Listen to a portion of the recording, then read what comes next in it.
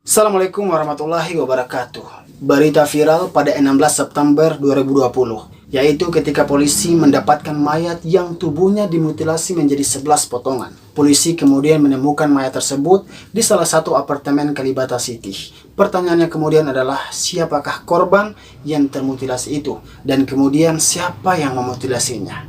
Oke, kita masuk. Siapakah korban termutilasi itu? Dia adalah yang bernama Rinaldi Harley Wismamu, dan yang memutilasinya adalah sepasang kekasih yang bernama Laeli dan Jumadil. Sepasang kekasih ini yang kemudian memutilasi korban dengan menggunakan gergaji dan sebilah golok. Laeli dan Jumadil kemudian ditangkap dengan bersamaan didapatinya mayat korban oleh polisi di salah satu apartemen Kalibata City pada tanggal 16 September tahun 2020 saat ini. Penangkapan ini berawal ketika pada tanggal 12 September keluarga korban melapor ke Polda Metro Jaya tentang hilangnya korban yang bernama Rinaldi Harley Wismamu. Dan dari tanggal 12 September melapor, lalu kemudian pada tanggal 16-nya 4 hari mendatang, polisi lalu kemudian mendapatkan korban yang sudah termutilasi oleh dua sepasang kekasih ini. Bahkan dua sepasang kekasih ini telah menyiapkan kuburan di belakang rumahnya untuk korban yang dimutilasi itu.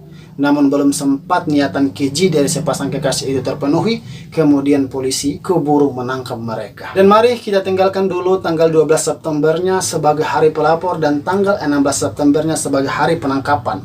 Kita gali dulu cerita ini mulai dari tanggal 5 September yang menjadi kronologi dari cerita ini. 5 September, Laeli dan si korban Rinaldi ini mereka bertemu secara langsung ketika sebelumnya mereka sudah kenal lama lewat salah satu aplikasi chatting Tinder namanya. Dan tanggal 7 Septembernya, korban Rinaldi dan tersangka Laeli ini janjian untuk bertemu di salah satu apartemen Pasar Baru Mansion Jakarta Pusat. Tersangka dan korban menyewa unit di apartemen tersebut untuk tanggal 7 September hingga sampai tanggal 12 September.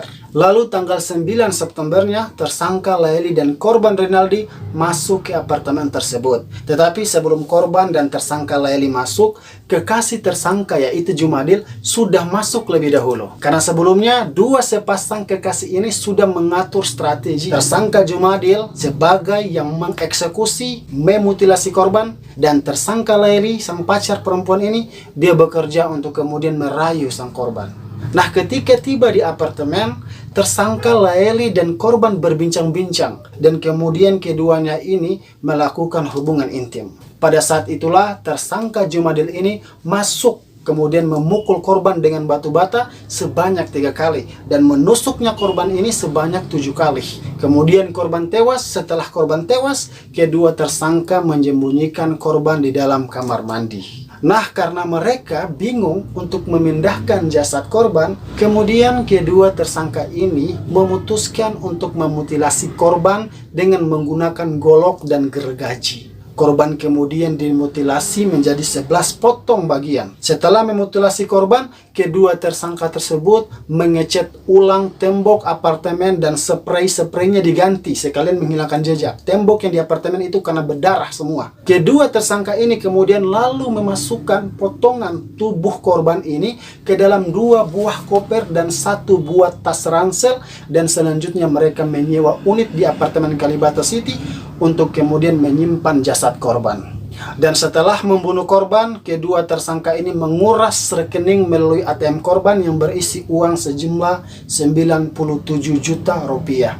Mereka kemudian menggunakannya untuk membeli beberapa pesan emas, handphone, laptop, hingga motor Yamaha NMAX. Di tanggal 12 Septembernya, Polda Metro Jaya menerima laporan hilangnya korban Rinaldi Harley Wismamu. Dan tanggal 16 Septembernya, polisi kemudian menangkap tersangka yaitu Laeli dan Jumadil. Penangkapan ini berada di rumah kontrakannya di Depok, Jawa Barat pada pukul 19.00 waktu Indonesia Barat. Dan motif pembunuhan ini adalah lagi-lagi masalah dunia, masalah duit. Terus apa hikmah dari cerita ini, teman-teman? Pertama, jadikan dunia ini sebagai persinggahan. Karena kita akan lanjut di perjalanan setelahnya, yakni akhirat. Karena dengan berpikir seperti ini, insya Allah mustahil kita membunuh orang hanya lantaran duit. Dan yang kedua hikmahnya adalah, kalau mau cari pasangan, carilah pasangan yang baik, agar tidak kemudian bekerja sama dengan sesuatu yang keji seperti cerita pada pasangan ini.